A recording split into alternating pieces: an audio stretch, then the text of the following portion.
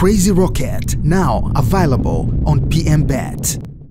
Kwa majina naitwa Mhandisi Emili Zengo, meneja wa wakala ya barabara kwa walimu. Hapa tulipo ni eneo la Samangamtama, majira ya Jumapili jioni. Maji yamekuja kama dakika 20 zilizopita na yamekuja kwa wingi baada ya mvua zinazoendelea kunyesha maeneo haya ya Kilwa ya Kilwa katika mkoa wa Lindi.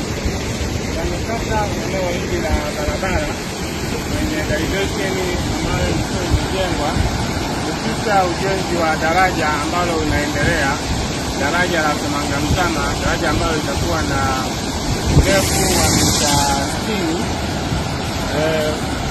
Sehemu hii kwa sasa hivi tunaendelea kuangalia magari yamesimama.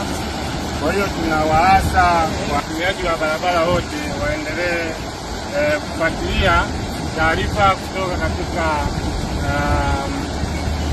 mitandao ya wakala ya barabara ili tuweze kuwahabarisha. Kwa sasa hivi barabara hii itafungwa kwa muda. Kwa sasa hivi bado tunaendelea kuangalia uharibifu uliojitokeza, lakini wakati huo tukiendelea kusubiria maji yapungue. Vifaa viko site, mkandarasi yuko site, maji yatakapopungua